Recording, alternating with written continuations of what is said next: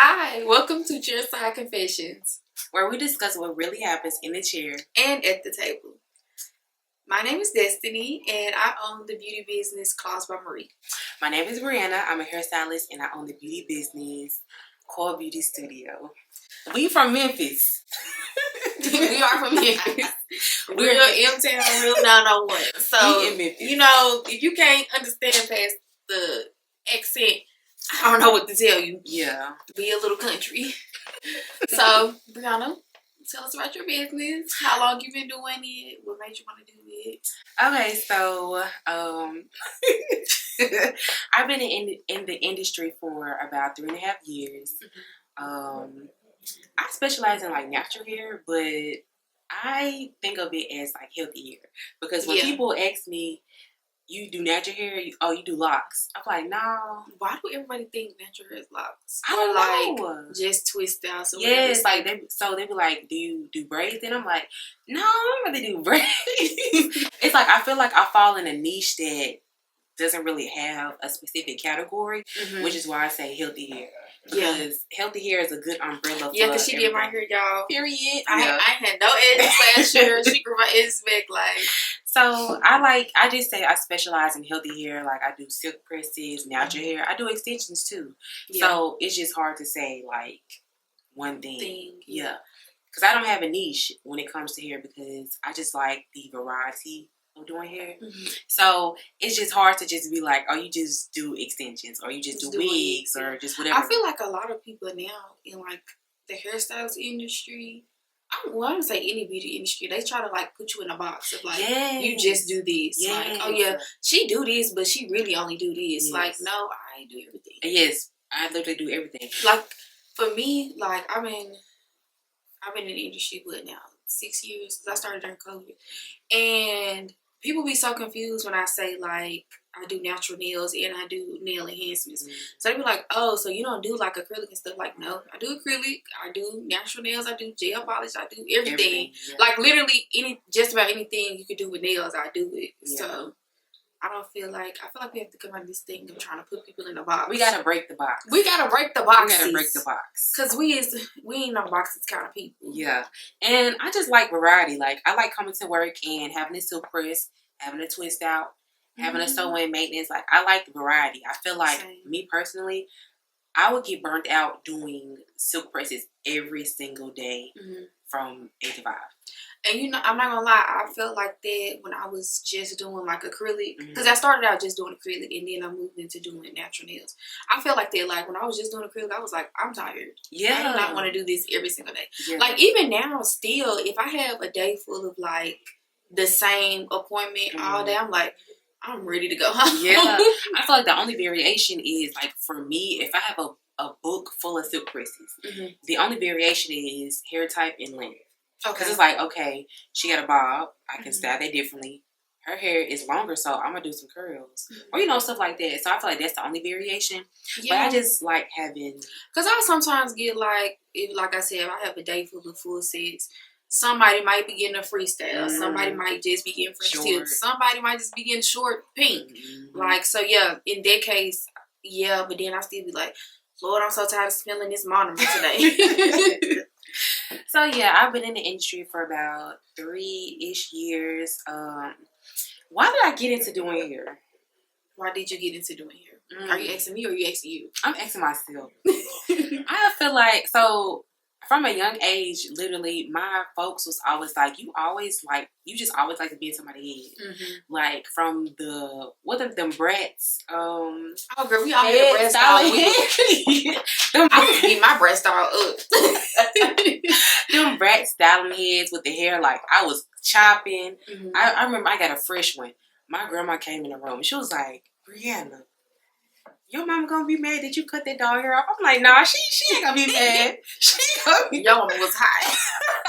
I'll tell me, like, I had just got it, and I gave her a bob. You know, they call styling scissor happy. I gave her ass a bob. So you was Sissy Happy before Sissy Happy was a thing. I think I was. But now that I'm, like I said, professional, I'm scissor happy within reason. Like, I only cut what they be telling me to cut. Even if they be like, no, I don't want to. Yeah, because the first time you did my hair, you was like, I really need to cut more, but I don't want to cut more than you want me to. I was like, I don't care. I cut off my own hair. Like, a couple years ago, I had cut my hair down. Yeah. She was bald-headed. So I don't really care. So when she was like, yeah, this part is still dead, I was like, you can cut it today. If you need to give me a bob today, you can. I do not care.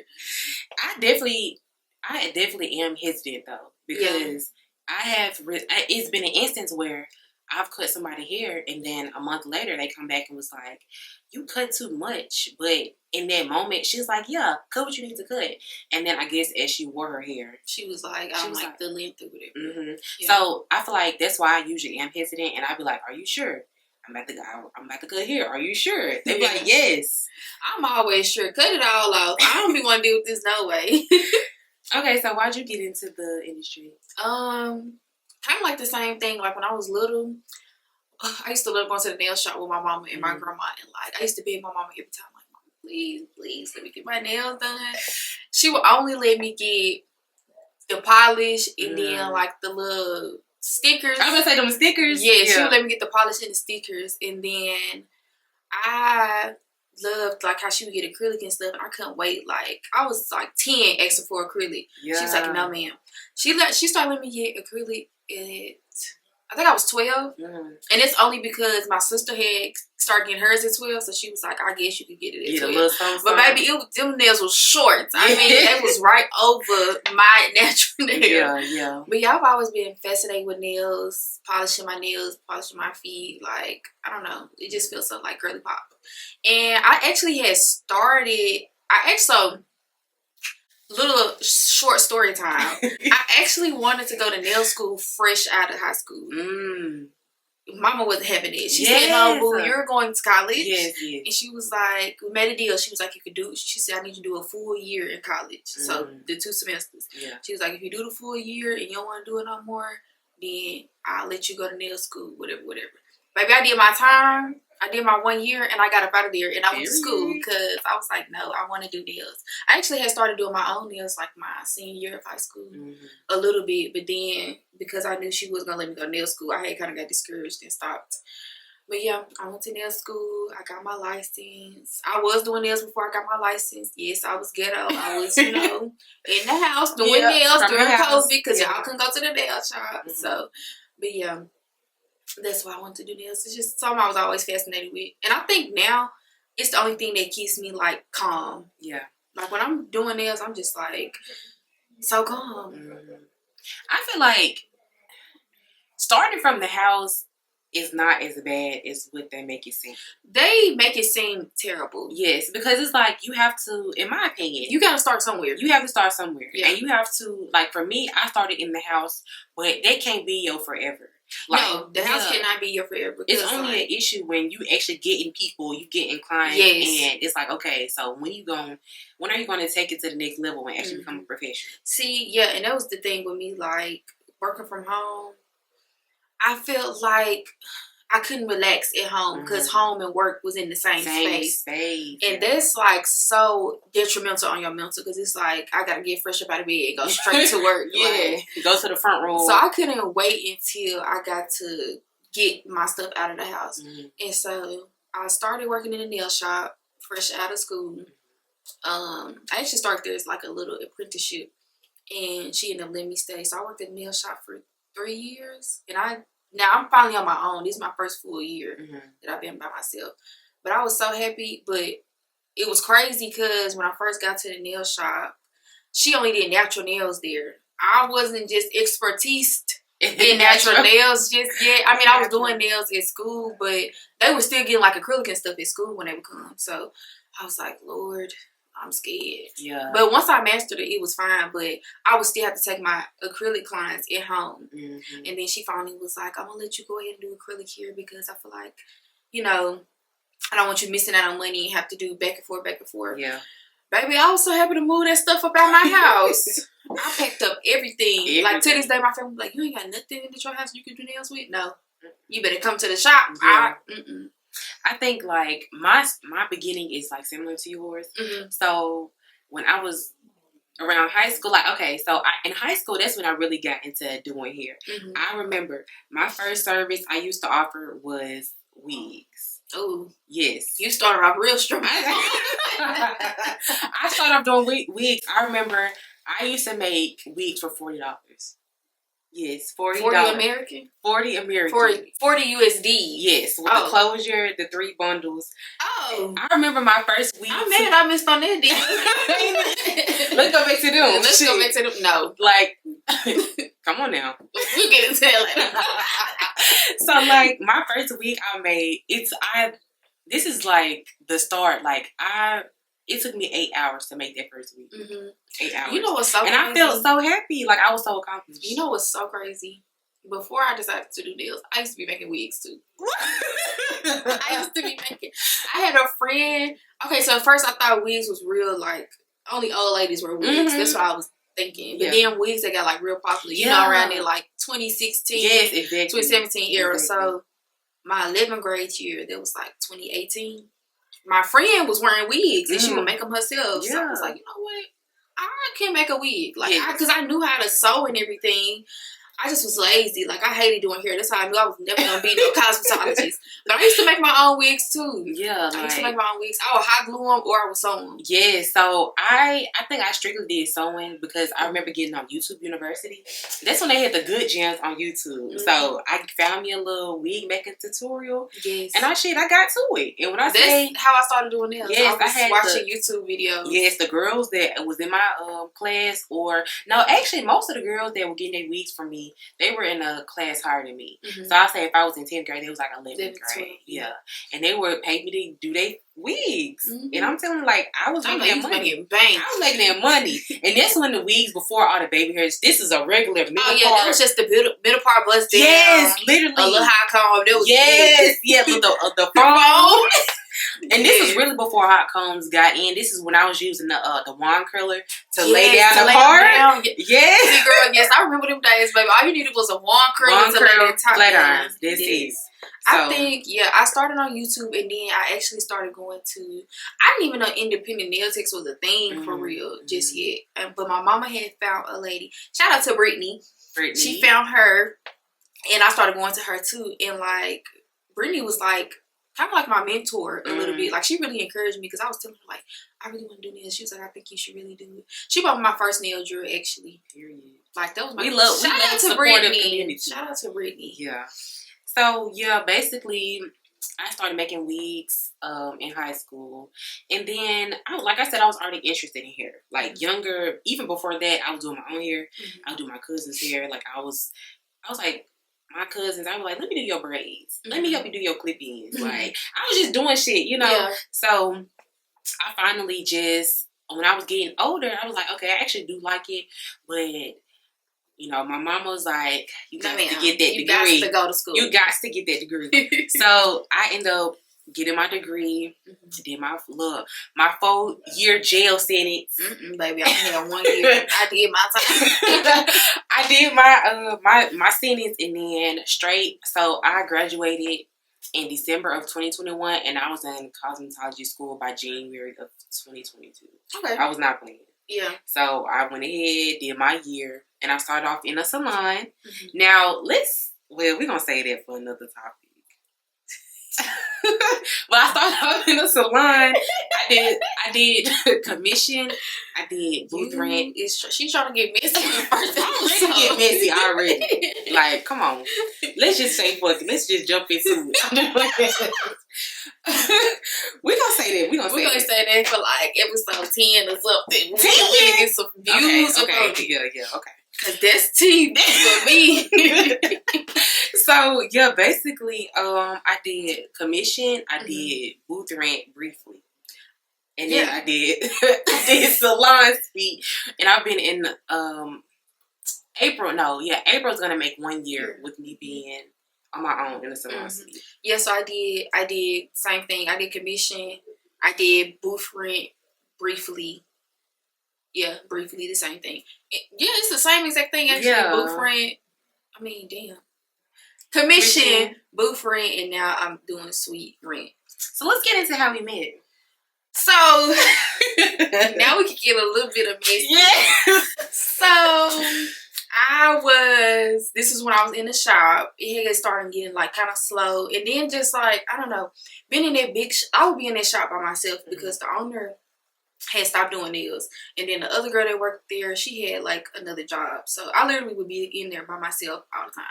And I was like, I can't just be sitting here all day every day. I need some extra income. So I applied for a job. It's a makeup store that is black and white. Not the logo color. Not the black colors. and white makeup store. Yeah. If you got it, you got it. If you don't, look it up. Yeah. So I started working there in October of last year. Mind you, I was already working there. She was already working there. Like I said, I did commission. And you know, if you do commission and you just not starting off, you ain't getting no money. You getting breadcrumbs. You was getting chunk change, like, especially if you're.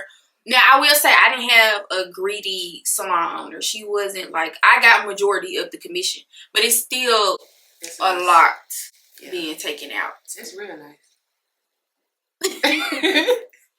But we can talk about it. What was your commission? Mine? Okay, my commission was 50-50. Yeah. Mine was 60-40. I got 60. She got 40. Okay. Yeah. And you see why I needed this second job. I still needed that second job too, because even when I would have like really, really good weeks, like say I made $800 that week, a nice amount of that is getting taken versus if I'm paying booth rent and only a set amount is being taken. Yeah. So yeah, I also had needed a second job, and plus it started getting like really, really. This was around the winter time. Anybody know? You do nails, even if you do hair, that winter time, it get real shaky up in there. I don't know. Well, for you, I don't think it does because you do natural hair. So that's like silk press. Yeah, but like braids. I feel like braiders. If you're like a braider, that's when you start getting like it's getting a little shaky. Yeah. I think for me as a nail tech, that's when it starts getting shaky. Like, I mean, I get a lot of people during like the holidays, like Christmas, and I mean, you know, Halloween, Christmas, Thanksgiving. Yeah. But then again, a lot of people ain't getting their feet done either. Yeah, and that's where the money start dwindling because in the springtime, baby, all I'm doing is pedicures every day. Toes popping out. But yeah, I started working at that black and white makeup store, and let me tell y'all. So let's talk about the day we met. So I believe it was the day of the holiday meeting, if I'm not mistaken. I don't think so. I think that was the first time we worked together. Yeah, no, it was a random. I'm telling you, it was like a random week. Okay, well, it was after that then. I know. Let me talk about the holiday day though.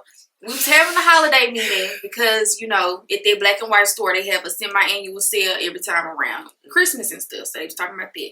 So at this point, the store is open. And, you know, I'm still freshly new. I had only been there probably like a month at this point. And this was my first day seeing Miss Breanna over here. And I went to go speak to her. I'm being nice. I'm like, hey, I'm Destiny. Like, nice to meet you. I just started. Y'all know what she said to me? Hey, I'm Breanna. And I kept on. And she walked off. I said, oh, well, I'll never speak to her again. Okay, but let me say why, though. In my head, I'm like, oh, this is just another girl that's going to be in here for about 2 weeks and leave. Because before you came, it was like, I think about that black and white store, they can't keep no workers. They can't keep no workers. Especially the one we worked at. Yeah, they can't keep So I feel like, I was in my head, I'm like, oh, she just going to be here about a month and she going to be gone. Yeah. Because at that point, I think I was working there for... I think like a year and a half. Yeah. Yeah, it was like a year and a half. Yeah, because when you left, it was like 2. They said it was 2 years. Yeah. So I was like, oh, she just gonna be here, and I ain't never gonna see her again. Then, I gotta include this part. Then we actually had like another shift together where we actually started like communicating. I found out she did natural hair, and then I saw her real hair, and I was like, oh, girl, you got to do my hair. And then, y'all, why are we talking? We start talking about our age and everything. This heifer said, oh, I thought you was like 30. Excuse me? Because the first time I saw her, she had you finna tell a lie, go ahead. She had on like this very mature red lip. I didn't have anybody that know me. No, I don't wear no red lip. You had on a red lip. It was some gloss, and it wasn't even red. It was pink. To me, this is my memory, okay? She don't have a good memory, by the way. She had on a red lip. And then and you keep talking about this polka dot shirt. I don't have no polka dot. She had on a black and white polka dot shirt. It was a little sheer. I don't know what lady she saw that day, but it wasn't me. I was like, I don't have no polka dot in my wardrobe at all. I was like, oh, this new girl, she's about, I'm gonna say she about like 30. I told her, I was like, yeah, I'm well, how old like by the end? 24? I think so. No, I was 23. I was 23. I was like, yeah, I'm 23. She's like, I thought you were 30. I said, oh, and I thought you were 45. I was like, how disrespectful. Just being messy. And then she was like, so we started like vibing down and stuff. She gonna say something before I say we friends. Is you homophobic? Cause I don't mess with that. I said, no. I just had to make sure. I love the gays. Like, I ain't gay. I hang with the gays. I hang with the gays. I ain't gay. So, yeah, I just have to make sure. But the thing is, I feel like, so we're both Geminis. Both Geminis. Like both May Geminis. Our birthday is 2 days apart. I feel like we're the perfect example of an introverted Gemini and you're an extroverted Gemini. I am not extroverted. You're more extroverted than me. I'm more extroverted than you, but I'm not extroverted. She don't make friends with anybody. That is not true. Girl, please. That is lies. At the makeup store, you was talking to them to everybody. I was talking to everybody because I had to work with them. I didn't like them people. I didn't even do that. Yeah, she was real mean and disrespectful. Like, I'll talk to you because, you know, if we need to get the shift done, but like, you had their numbers. Who numbers I had? I had their numbers from the group chat. But you would text them outside the group chat. I only texted, swear to God, only people I texted is shout out to Ashley, Alexis when she worked there. Okay, yeah. And me and Alexis was really cool. Yeah. And Tiara. I thought you was texting, shout out to them. Me and her wouldn't text. We would talk a lot during when we was at work though. But we wouldn't text though. Okay, well, her and Ashley would text. Me and her wouldn't text. Okay. But she was still cool. Yeah, she was. She was funny as heck. I just felt like she talked to more people than me. I talk to people to get through the shift because if I'm not talking, we sitting there not doing nothing, and now I'm bored. And I'm okay with sitting there not doing nothing. No, I used to be bored, so I'm like, I'm finna just yep, and that's why we got this podcast because I don't know how to shut up. That's the problem. The thing is, I can shut up, but I can also talk. And but she ain't gonna talk to you unless she like you. Yeah, that's true. I talk to anybody, even if I don't. Well, no, that's not true. You know what's crazy? Maybe you're right because everybody there said we know you don't like nobody because you don't talk to them. They said that about me. No, they said that about me. Oh, okay. Yeah, a lot of them will say, yeah, we know you don't like her because you don't talk to her. Yeah. That's... Oh. So, yeah, I feel like that is why we different. Like, I guess. When it comes to personality, I talk to people, but... When we walk outside, we be like, it's time to go. Yeah. Like, when we be together, it start getting crowded, we be like, it's time to go. You ready to go, friend? Yeah, I'm ready to go. So let's talk about why we even started the podcast to begin with. Well, I'm going to let you start because you came with the idea. Okay, yeah. So. But let me say this. She came with the idea, but like the idea was already in my head. I just didn't know how to go about it. Yeah. But she, the Lord sent the words to her instead of me. Yeah. So I remember it was Christmas Eve. Yes. And I was literally like. Christmas Eve? It was Christmas Eve. Okay. And I think I was at work or I was on the way home from work. And. Well, we can tell this story later. Which one? About how we both quit at the same time. Oh, yeah. Well, we're going to talk about that real quick because we did get into how we met. Okay, so we got so cool, y'all, that we both got tired of working at this store at the same time. So, I quit first because I felt like... Let me see if I want to tell this story. So... one of the managers there, I'm not gonna say no names, made the work environment very hostile, and I have really bad anxiety. So like, if I feel like I'm being pressured and you making me anxious and all of this, I can't handle it. So the last straw for me was one day I was accused of hiding twice when I was actually getting done helping a customer. And so I was just like, and in general, I was extremely overwhelmed that day. And when I went home, I had cried. And I said, oh, baby, you got to quit. Because once you start crying about a job, it's time to go. It's time to go. So, yeah, after that, I think like the following week, I had put my 2-3 weeks, however you want to put it, 2 weeks notice in and told them I was leaving. I literally did 1 full year. Like, I made it to the second holiday meeting. And they was like, yeah, Destiny made it a year and she's also leaving. I was like, yeah, I am. Peace. I think for me, the warning signs were already there. But because those people there are weird. Yeah. So the thing is, I ain't gonna say no name. Like, the warning signs were already there, but I be so paranoid. I'm like, okay, is this a warning sign or am I just tripping? Yeah. Like, when it was getting to the point where it was hard for me to make it to work because I was busy at the salon, I was like, okay, let me just try to get there a little later. But then me getting there later wasn't working either. And I was like, okay, maybe I need to change my days. Like, in my mind, I'm like, the signs were there, but I'm not stubborn. But I just need I need an extra little push. The warning sign of, it was time for you to go. It was time for me to go. And like I said, I was just ignoring them. And then it was just this last final push when they started adding these extra rules. Them points. The point system. I'm telling you. You had got like 8 points in like 2 days. I got so they started a point system in, I'm going to just say July. By September, I already had it wasn't July. They started their point system because it was right before I left. Well, no. It was August. Okay. I know it was August because that's when I had got in my car accident. Yes. And they had I called them people and told them I had gotten into a car accident. I wasn't going to be able to make it. And they still had got me 2 points. Yeah. And I had to tell them, y'all noticed the day I got in my car accident, right?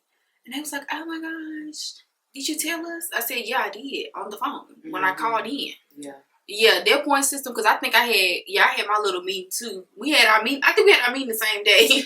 I mean, at this point, like I said, the first month they started it. Yeah, I had already 8 points. They was about to fire you already anyways.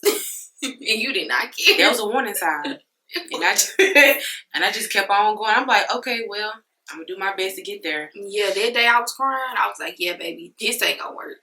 Yeah, and then I finally just got to the point. No, that last warning sign, and God was just like, girl, please understand, is when I moved.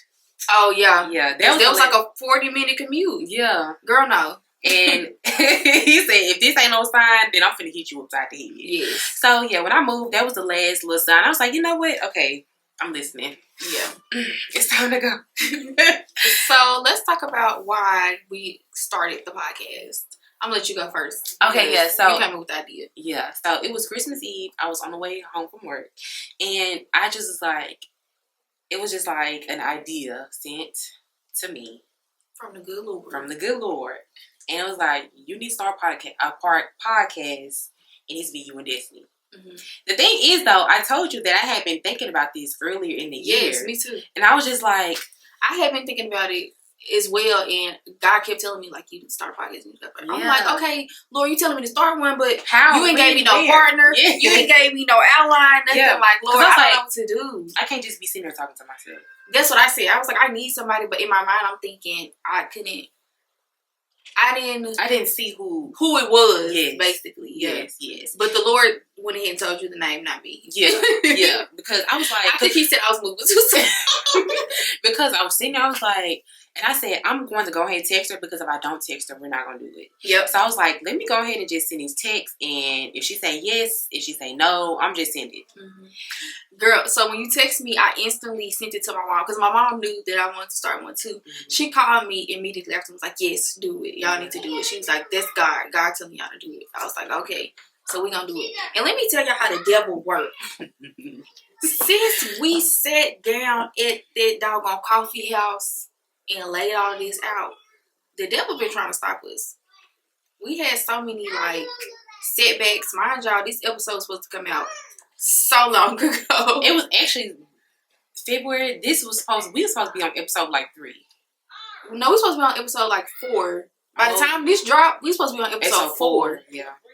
But we had so many setbacks, but we still pushed through. We did not say, we're not gonna do it, nothing. Yeah. We kept going. So it was like, okay, what they say, delayed but not denied. Delayed but not denied. We just had to push it back. Yeah. So I feel like because I'm a hairstylist and she's what's your title? I don't want to say nail tech, but I say nail tech, okay. Or I say if I want to feel fancy, I manicurist, licensed manicurist. Yeah, period.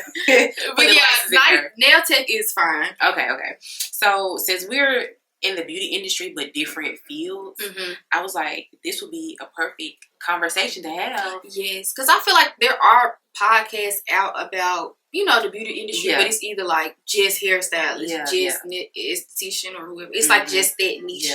I feel like we got two different sides to bring two different perspectives. We have two different like client experiences. Yes, it just.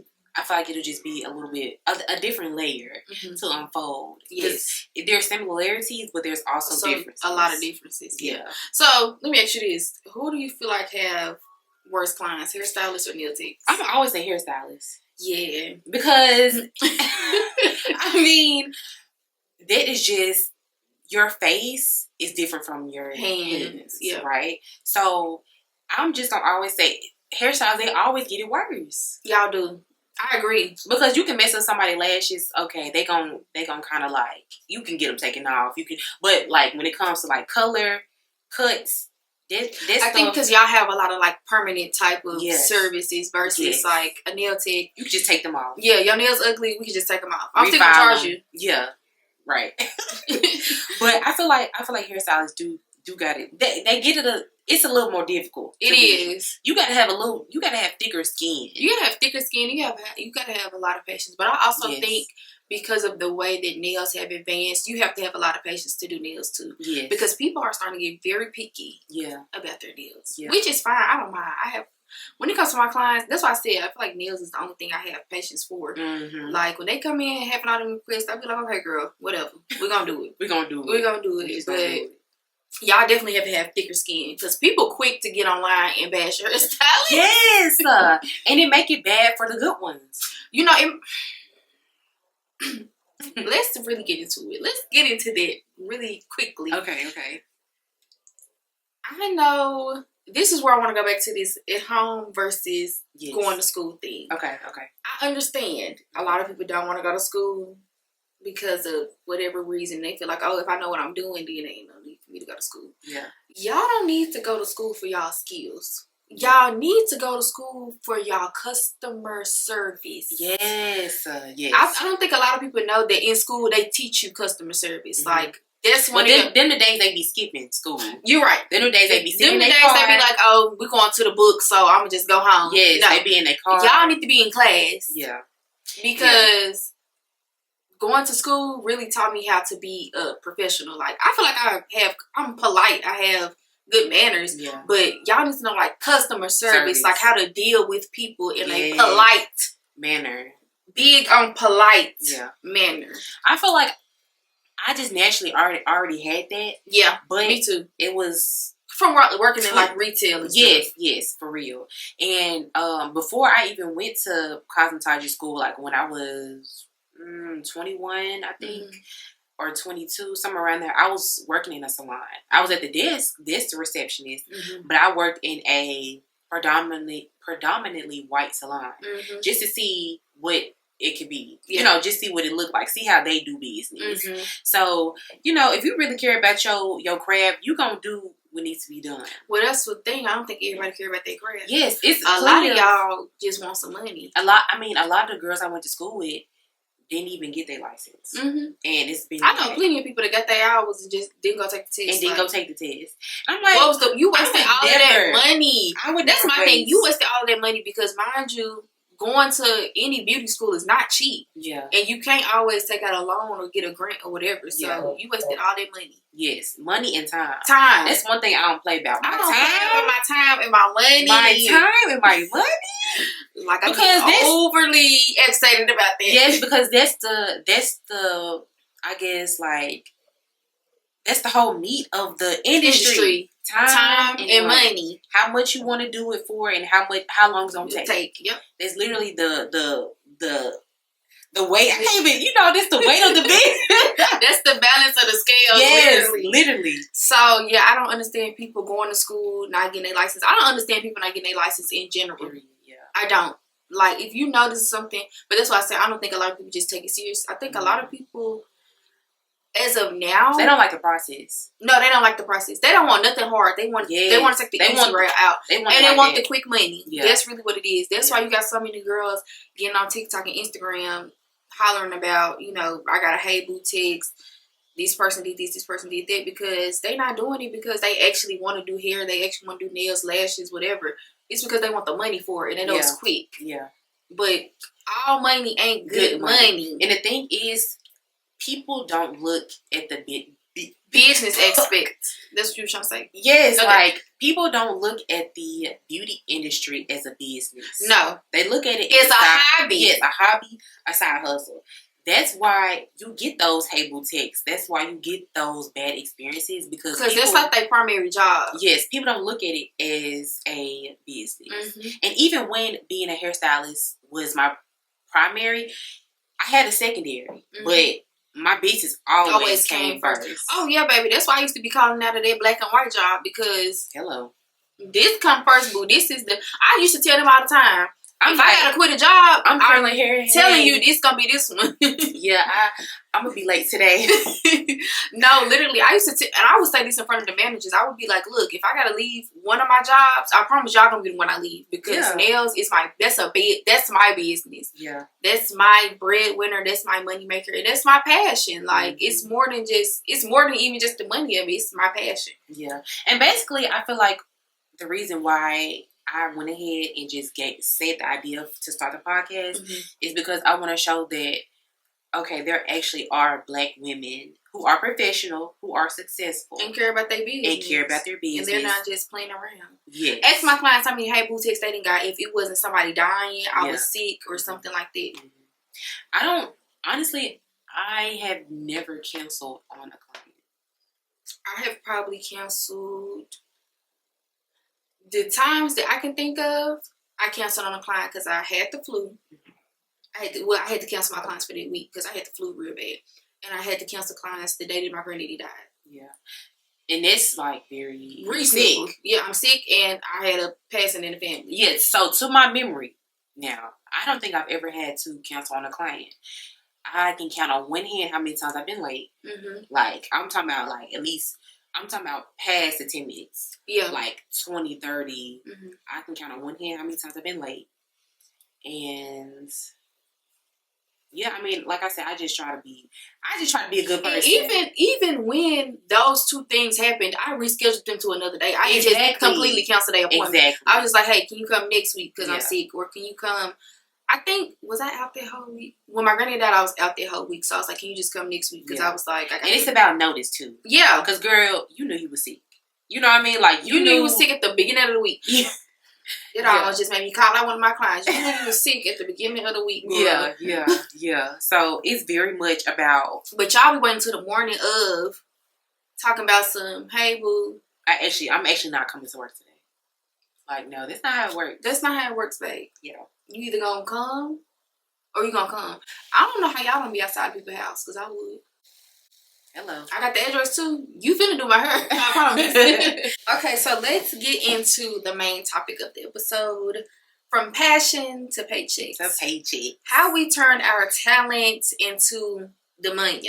Yeah, a real business. A real business. Real, not a side hustle. Yes. Not a hobby. Yeah. Real life business. You know, I'm gonna just say this real quick. I used to hate when people referred to me doing hair as planning their head. I hated that. That was so irritating. You planning her head? No, I'm actually doing hair. I used to hate when people be like, "Oh, you just be polishing nails. You just be playing. You just be playing in people's nails. You just be throwing nail art on there." Yeah, that used to get under my skin. Me too. Like, what do you mean? Or like when I would be like, no, the one that get me is when I'm like, "Oh, I'm tired. I've been at work." They be like, "Oh, what you do nails?" "Oh, you ain't doing nothing but polishing nails and painting." You just sit down all day. Girl, do you know how much wear and tear that is on my back? Like being hunched over like this all day over somebody's nails and feet. Like, yes, I actually am very tired and my lower back hurt, and you need to be booking me a massage at the spot. Exactly. So, how would you say you made yours a real life business? Like, what was that process for you? I feel like we kind of talked about it in the beginning, but but we didn't go into depth. So the thing is, people say consistency, but they don't specify what you need to be consistent in. So not only is people, so when they say consistency, they think about posting. You got to post consistently. Yeah, marketing. No. No. It's about the quality of what you're doing is come on now. It's about being consistent with what you're presenting, as in like your silk press. It needs to be consistent per client. Mm-hmm. Like that's the stuff you need to be consistent. Ain't nothing I don't like more than when I go on somebody's page and they work. I'm like, oh yeah, it's cute, and they do my hair. This is not what I seen. This is not the silk press I seen on your page. Yes. This is not what I seen. Like, I seen a girl on TikTok. She was saying how she showed the girl page. Like, she was like, this is how her square nails look. Mm-hmm. Then she posted her nails. The square on her hands was not the same square on her page. Yeah. Yeah. So you have to be consistent in every area. Yes. So it's like people be so worried about, oh, I need 10 clients. No, you need to, when you're starting off, you need to take them 2-3 clients you got. You need to be consistent, and they're gonna come back. The hell out of them. Yes, they're gonna come back. Mm-hmm. It's not about quantity. It's literally about quality. It's about the quality. It's about the quality. Mm-hmm. Because even if you got 5 clients, you giving them the same results every time. You got 5 clients coming for sure each month. Yeah. You know what I mean? So that's really what people need to focus on. Like, even now, my books, most of the months that I'm booked, it's regulars. Like, one thing about my regulars, they gonna get that every 2 week slot. Yes. When you have good work and people value the quality of what you're giving them, they're gonna come back. And I feel like people nowadays, they on social media, they be like, oh, they just going to, or no, I'm gonna just say this. I feel like you have to just, it's like, what am I trying to say? I think what you're trying to say is you also have to be confident in your work too. Like, you can't, this is what I think. I think a lot of people look at other people's stuff and be like, see, I'm trying to get like that. I'm trying to get like, no, you need to be getting like you. Yes. That's what you need to be. I was trying to get there. Yeah. Like, I was getting there. But I think people need to start getting like themselves. Yeah. Like, because at the end of the day, there's money to be made for everybody. Everybody, somebody might like the way she do feet, but then like the way I do nails, and they go to both of us. Or might like the way Breanna do stick presses, but like how somebody else do braids. Like, you're going to get your money regardless if that person values the quality of your work. I got plenty of clients that come to me, get their nails done, then go to the nail shop, get their toes done. That doesn't bother me. I'm like, I'm not like, you need to be getting your feet done by me too. Like, it's not a big thing. Or I'm not looking at other people's stuff like, oh, I wish I had that many clients, and I wish my work looked like that. Like, no, you have to focus on what makes you unique and continue to perfect it. Yeah. And I mean, building a business is growth. Yeah. It's not going to I think a lot of people be expecting to come out the gate just booked and busy. Oh, no, ma'am. Baby, listen. It was the weeks I had one client. It was whole weeks I had 0 clients the whole week. It was clients I had about, 5, 6. Right. And mind you, we've been in the I've been in the business longer than her, but I still have weeks where I be like, yeah, girl, I only had like 1 client. I had about 2 clients. And you know what I do? I go on about my day. That's all you can do. I send out. Okay, so it's levels to this. Okay? It is levels. It's levels to this. Like, the first level, when you first get out of school, you need to focus on slow. Yes, you need to focus on perfecting your skill. That's it. And then do not. These for the people trying to do nails. Don't come straight out the gate just trying to throw designs on everything. Yeah. You need to focus on your shaping. You need to focus on your application. Yeah. You need to focus on your prep. That's what you need to be focusing on when you come straight out the gate. Mm-hmm. You can't just jump into all of the creative stuff. Yeah. You have to start with the foundation first. Then go into the creative stuff. Because it's going to be slow. I'm telling you now, it's going to be slow. But once people see like, oh, even just her regular plain nails is cute, you'll start getting the clientele. Exactly. I feel like with hairstylists, don't be trying to color everybody's hair purple, pink, and blue when you first start. Yeah, you can't do that. Like, you literally have to. People be trying to jump into a salon suite when they first start. Okay, so I can say it's a little difficult being women of color as a hairstylist, finding a good salon to apprentice at, or I feel like I agree. Get a mentor with. Yeah. You know. And honestly, it's the same thing in any level of beauty industry going into a functioning salon. Yes. Like a full functioning salon. Yes. Luckily, shout out to Felicia. That's my girl. I was graced by God with her because I have heard some horror stories about how y'all be treating people in them salons. And y'all will be dealt with.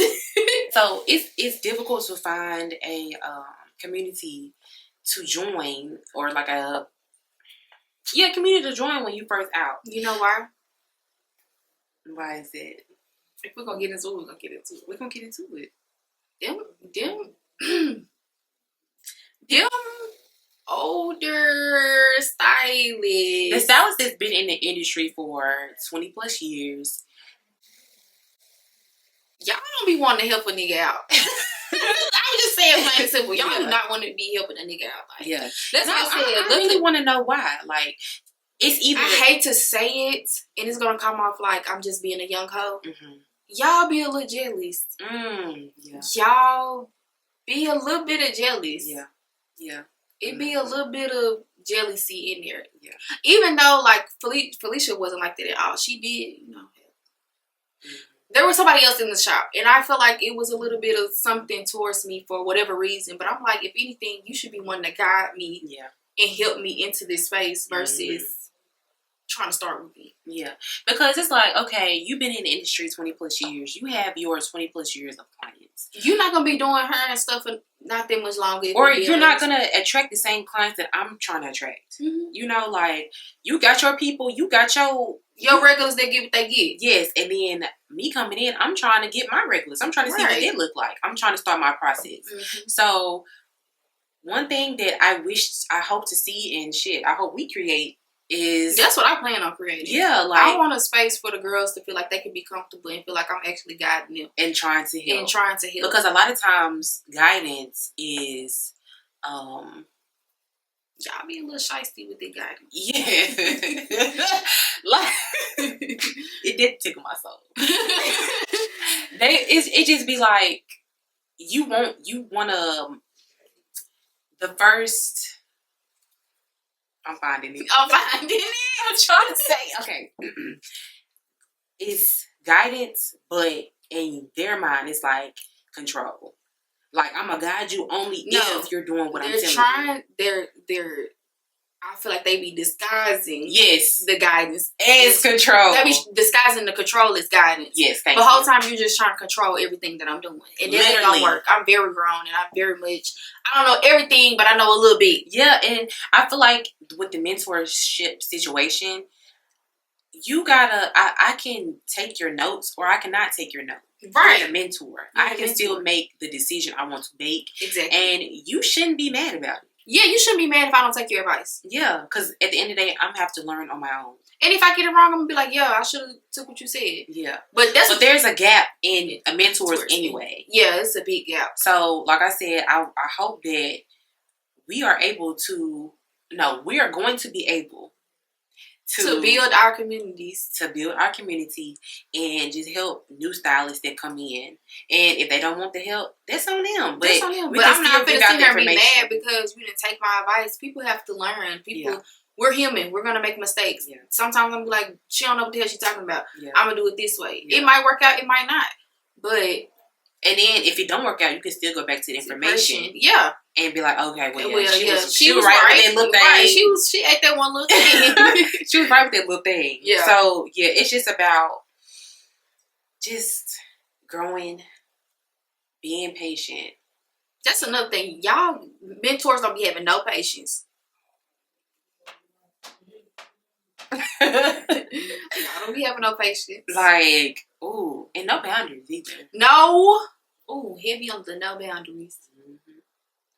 But my mentor was good, so I ain't talking about her. Okay, so let's talk about... silence was telling.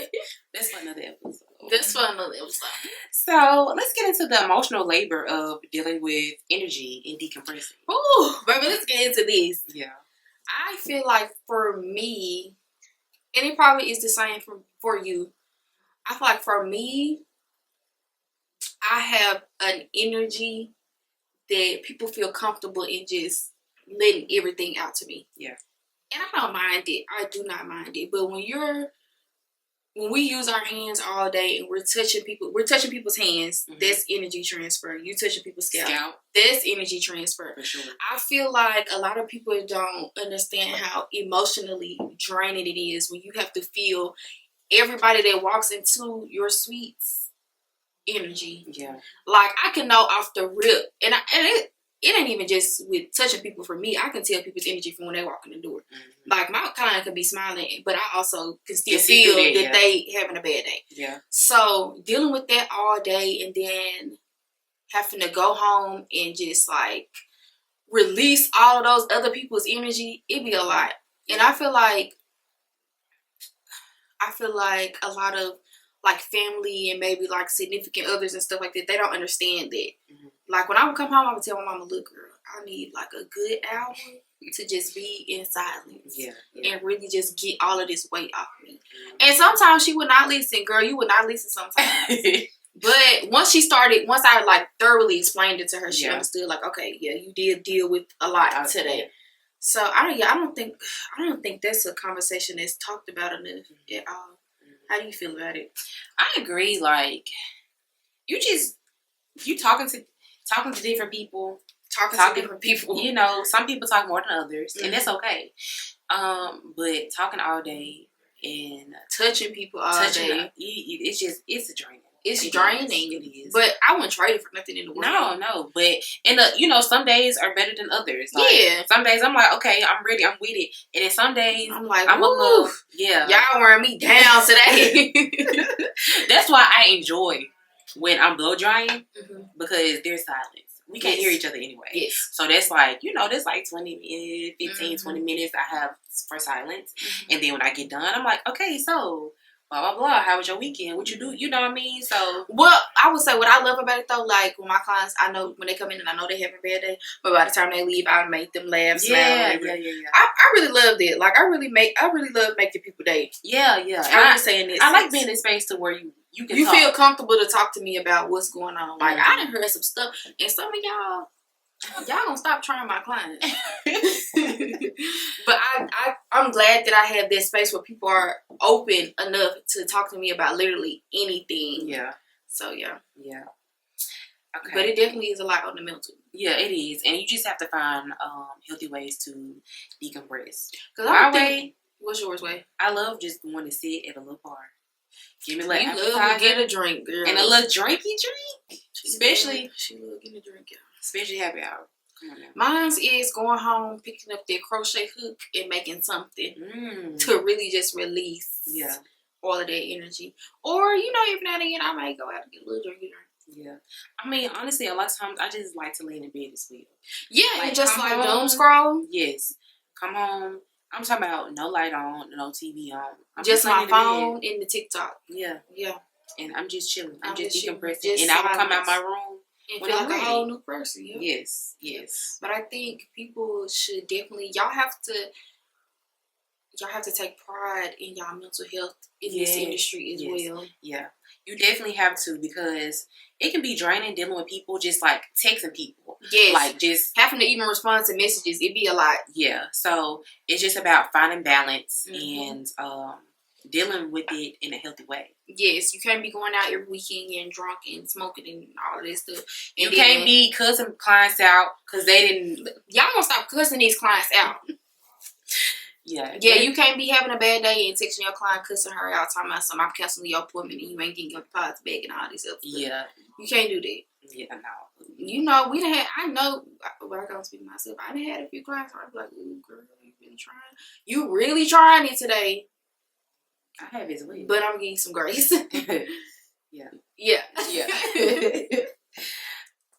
Okay, so what we gonna do 2 boundaries. So what are 2 boundaries you have to learn the hard way?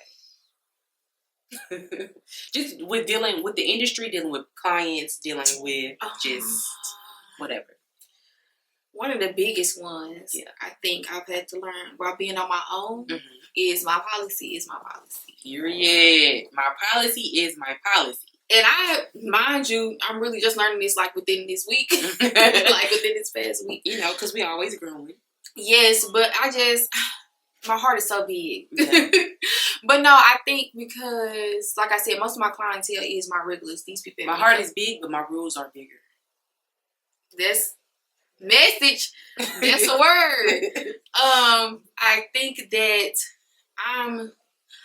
I think my biggest like kryptonite being in this industry is I'm a little overly understanding. Okay. Like I'm overly considering people's feelings. Right. And considering what they have going on. But sometimes y'all just be getting off, and I be being nice about it. Yeah. But now I'm really like standing firm in my policy is my policy. My policy is my policy. Whether you're a regular, whether you're a new client, the policy is the policy. And if you're gonna keep coming to me, you have to follow the policy. Now, granted, I'm not even one of those people that got 40,000 rules. Right. I only have a few. Yeah. Be on time. Don't be doing no last minute cancellation. I mean, that's really two biggest things. Yeah, that's my two biggest rules for real. Yeah. Other than that, I don't really have a lot of rules, so I don't feel like anybody should be breaking them if it's only two for real. So I would say that's one, and that's probably why they may feel like they can bend the rules because you don't have that many. That, and I'm like I said, I'm overly understanding. Yeah. Like a lot of the times, I haven't followed my policy because I'm like, this is my regular, this is my girl. Like I'm not gonna do her like that. But I have to start doing y'all like that. Yeah. I still love y'all, but at the end of the day, this is a business. It's tough love. It's tough love. At the end of the day, it's a business. It's a business. This is no funny bunny, none of funny bunny nails. This is not no funny games and just a little hobby on the side for me. This is a full-blown This is how we eat. This is how we pay our Let's talk about that, because why do y'all be saying I'm not there to pay your bills? Yes, you are. This is quite literally. This is what I do for a living. You actually are paying all of my bills.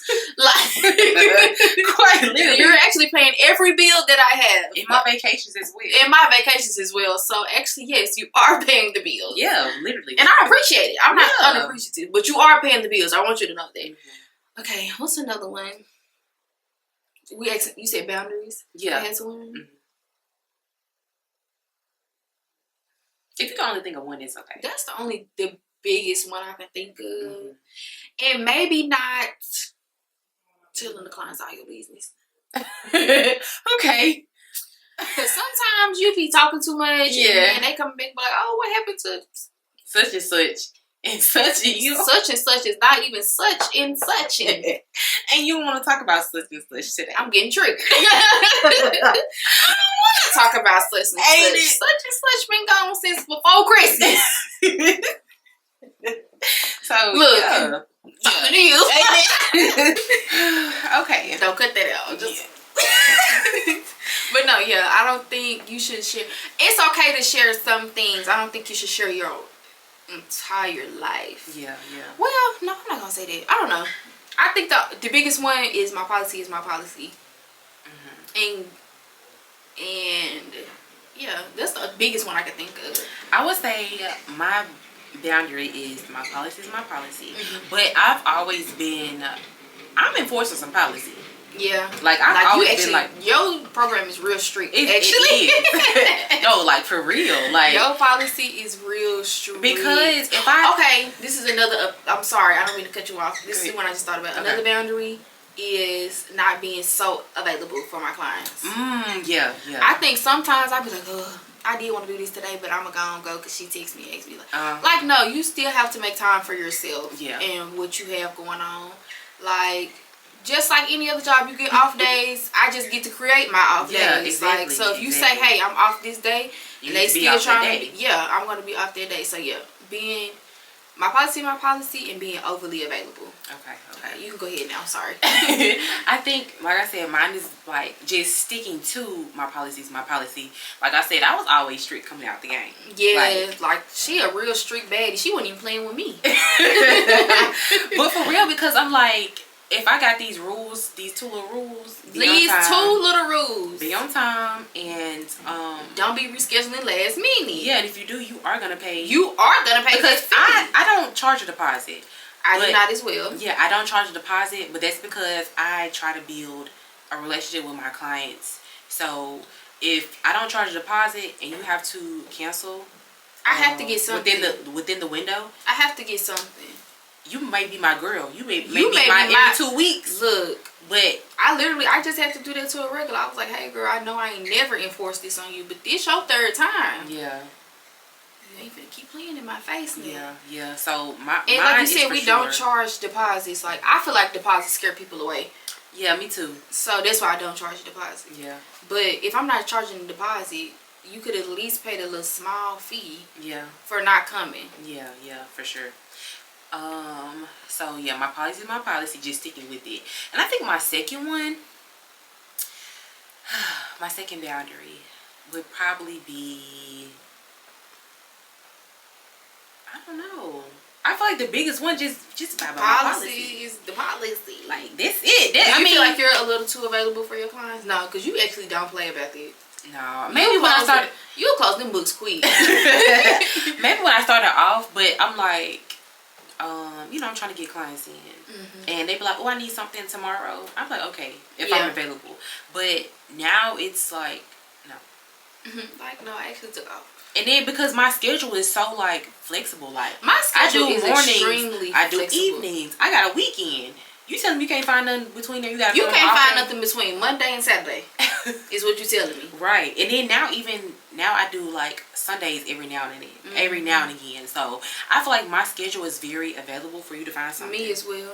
So I'm literally there from 10 to 7. You can find something somewhere. Yeah. Oh, maybe a boundary is charging like your full price. Yes. I can say that's one of mine too, because I really used to like, y'all was getting a lot of discounts. I didn't do no discounts. I would give my clients a lot of discounts. No, I'd rather just not have nobody. See, strict baddie. Because it's like if you saying if you're pushing out discount, you're gonna get clients that expect lower prices. Well, no, this is what I mean by discounts. I'm not talking about specials. Okay. People need to stop doing them. Okay. So frequently, it's okay to do one every now and again. Like I just got done doing one for Valentine's Day.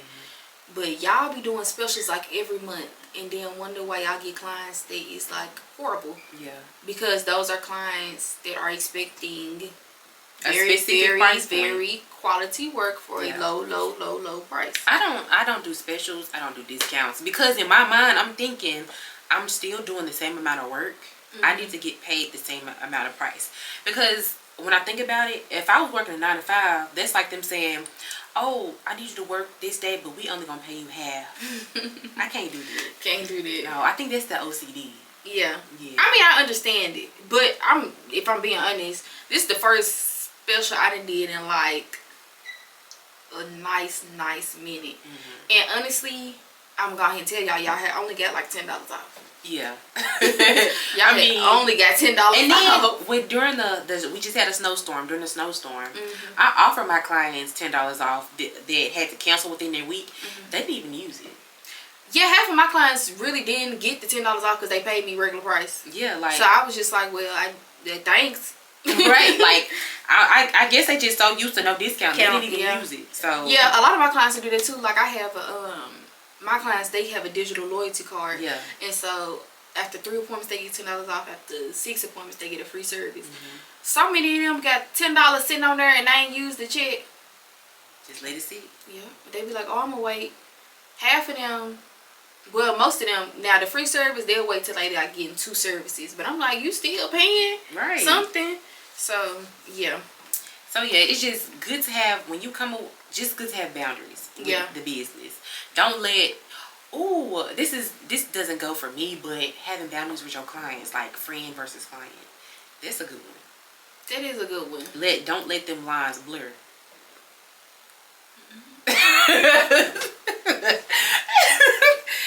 I ain't gonna speak too much on that. Cause mine think got real blurry. Yeah, like it's like okay, we can be cool. Went further than friends. Right, like we could be cool, but you still gotta pay. Cause I feel like if when it comes to, I'm just so like. Oh, you talking about as far as paying? Yes. I ain't never had a friend that came in and thought they wasn't finna pay. Yeah, unless y'all had that type of agreement. Unless I said like, hey, I'm doing this for you. Yeah. Like I had friends like for their birthday, I'd be like, oh, you ain't gotta pay me for your nails or something like that. But that's on you to decide when. Exactly, that's what I mean. And it also depends on how good of friends y'all are. True, because some of y'all, we ain't even cool like that. Why are you asking me for a discount? Yeah. And I don't even like you for real. And I'm also talking about like I'm also talking about like new people that you meet. So say a client started coming to you a year ago, and now then it comes into friendship. Yes. Is that what you're saying? Yeah, and it comes into friendship. I've never had a client like that. Me either. I think I started doing service trades with them, but it wasn't like they just wanted a free service. Right. Yeah, I got plenty of clients that I would consider a friend. They still be paying though. Yeah, and it's just about. I got friends that became clients and they still be paying. Yeah, so only person that wasn't paying was my mama. Yeah, and she even paying now. So everybody's paying. So now let's get into this segment: booked or blocked. So we both each will give 2 scenarios, and then the person will explain why they would book it or why they would block it. So you go first. Okay. So the no deposit diva. New client refuses to send deposit but wants your last Saturday appointment. Book it or block it? You can get the hell out of my face. Well, okay, the thing is I only charge deposits for like really high expense things. Right. But if she came like, oh yeah, I don't want to put my card on file or whatever. Oh, okay, well, boo. Maybe you should find somebody else to do your nails. That's their policy. You need to stay strict. That's their policy. That's their policy. Yes. Like, even my clients that didn't want to put... I'm not gonna lie. Some of my clients didn't want to put their card on file. They're like, I don't put my card on the internet. I was like, okay, well, I'll put it on there when you come in. Right. Because you will have a card on file. Yeah. But you're not gonna play with me. Yeah. So, yes, I would block it. She can't book. Sorry. Okay. The can you just... Client booked a trim, but now wants full highlight, toner, blowout, and a treatment. Book it or block it. How much time I got? It don't say all that. It just says you booking it or blocking it. I'm a book it. You book it if I have the time to do it. Yeah. If I have the time to do it, I will book it. But if I do not have the time to do it, I will not book it. True. I'm the same way. Like, if I got time, I gonna do it. Yeah, I do it. Because, I mean, you just add a little extra money in your... Yeah, you add a little extra money in my pocket, boo. Yeah, you add in a higher ticket value. Yeah. So, if I have time, I'm gonna book it. Okay. We might have to take them highlights out. Yeah, highlights is crazy. You know, but I'll do, you come in... Because my thing is... You just booking a trim, that means you already come wash and blow dry. I don't do that. Yeah. I'm washing your hair and blow dry. So that's already more money right there. Yeah. So it's like I'm gonna book it if I got time for it. Yeah. Okay. Cool. Okay, so let me see, because these are good. We might have to do maybe 3. Let's do 3. We're gonna do 3. Okay, so the loyal regular. Oh, Lord. Your longtime client wants a squeeze in at 6:30 p.m., but you close at 6. You booking it or you blocking it? I'll probably book it. Okay. 9 times out of 10, I will book it. That's the understanding heart right there. It is. Like, because I really should be blocking it. But no, I will book it. I'll probably ask them for a little extra, though. Yeah, because technically, this is an after-hours appointment. After-hours appointment. So I need a little extra 20 on top of it. But if they need it, they going to pay it. Yeah. If they need it. Honestly, I haven't had a client that didn't, like, be like, hey, if I come after hours on your off day, I'll pay the fee or whatever. Yeah, I pay less. Yeah, I ain't never had one that actually cared about the fee, paying the fee. That had to do like an after hours or a off day appointment. Yeah. So I would book it. Okay, cool.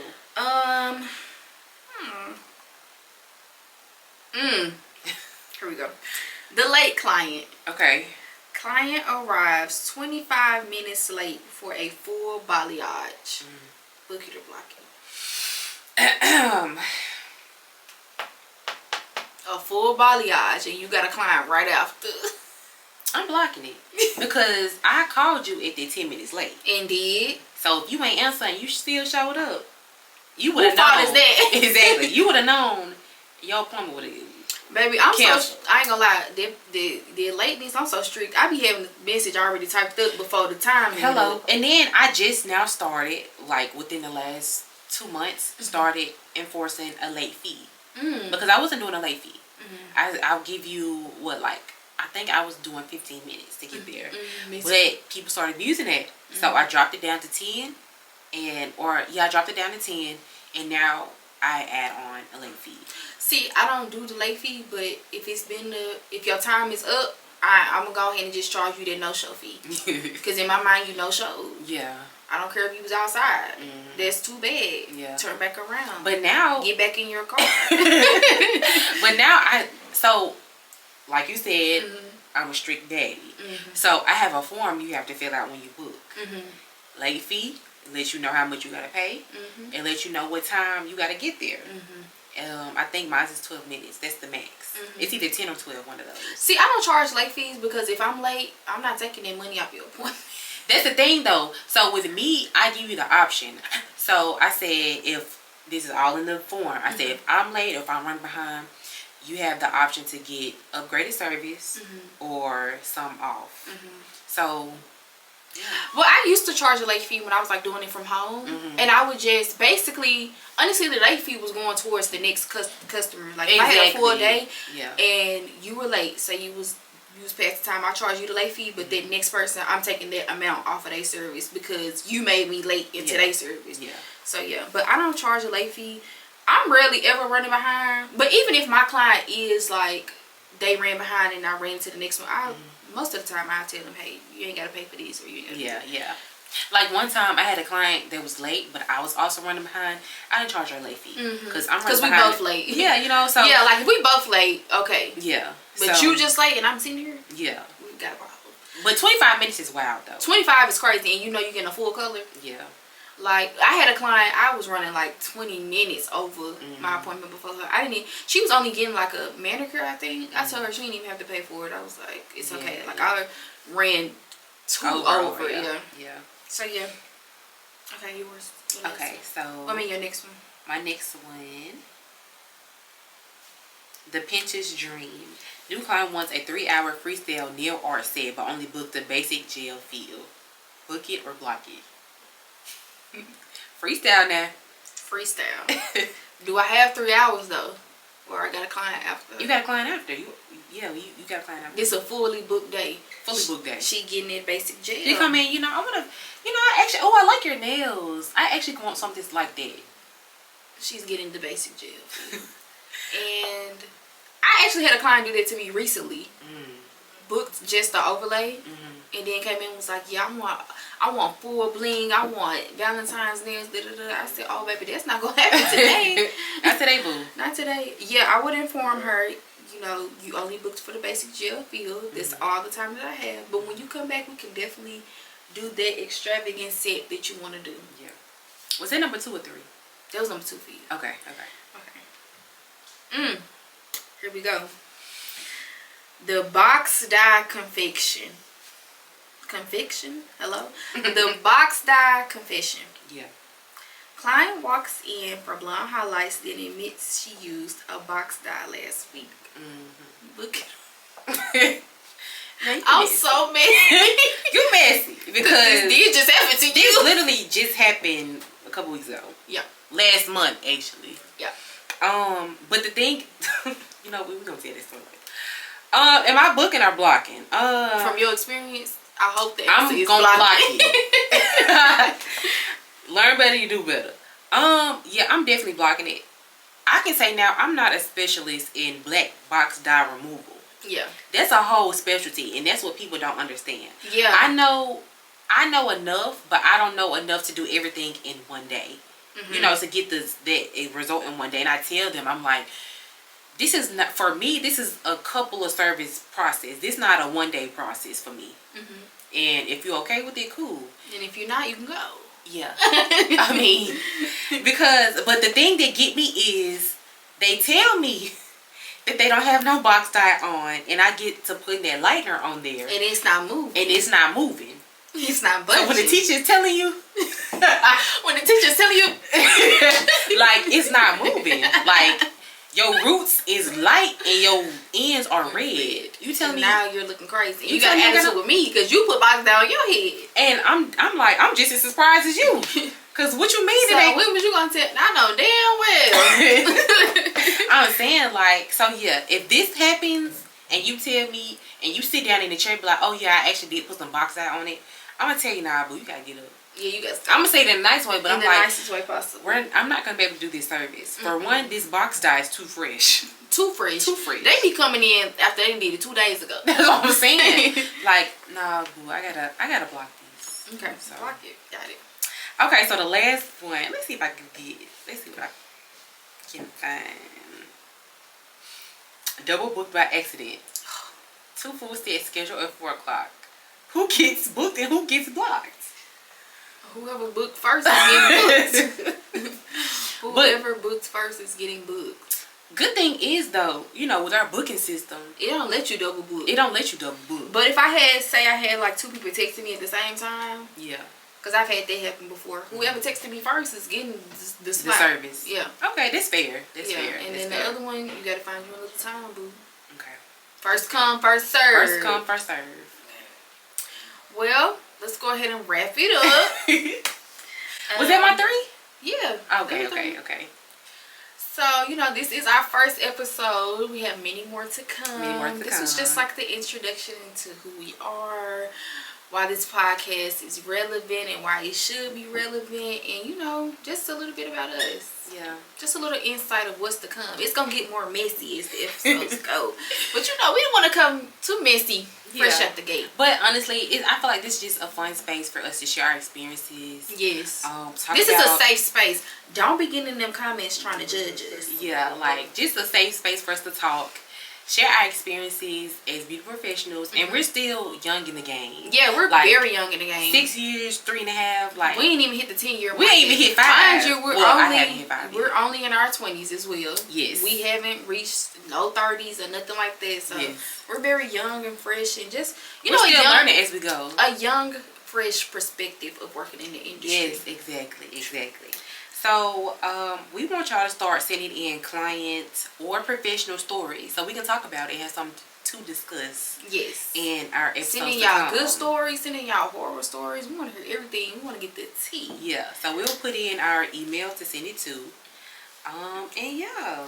So make sure y'all follow us on Instagram at I don't know none of the Instagram. Follow us on Instagram. We're gonna put everything on the screen. On the screen. Y'all, look, we new to this. We knew this and we finna be true. But I believe everything. You can follow us on Instagram, Facebook, all of that at ChairSide Confessions podcast. Yeah. And yeah, thank y'all for watching. We'll see y'all in the next episode. Yes. Bye.